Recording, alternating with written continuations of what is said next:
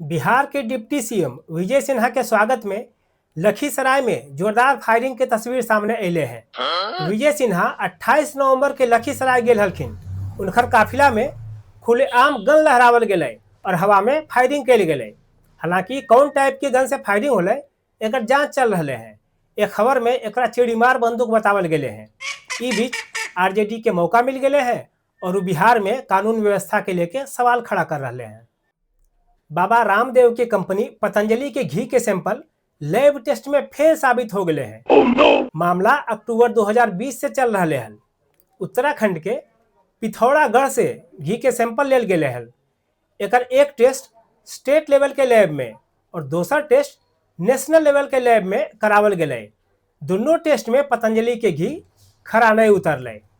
मामला कोर्ट गए, जकरा में अब कोर्ट के फैसला अले हैं।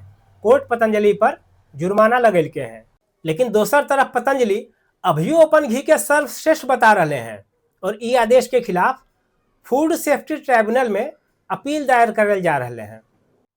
रूस के राष्ट्रपति व्लादिमीर पुतिन 4 दिसंबर के भारत आ रहलखिन हैं और इस दौरान भारत और रूस के बीच कई एक समझौता पर मुहर लगे की उम्मीद है। वैसे रूस भारत के कामकाजी आदमी सब ले नया जॉब डेस्टिनेशन बनल जा रहे हैं। रूस 10 लाख भारतीय प्रोफेशनल के सर्विस सेक्टर में भर्ती करे के बात कहलके हैं। मघी मैगजीन पुतिन चचा के स्वागत करो है और दोनों देश के बीच रिश्ता और मजबूत होवे के कामना करो है। के जानो है ऑपरेशन सिंदूर पार्ट 2 कब शुरू हो जाए।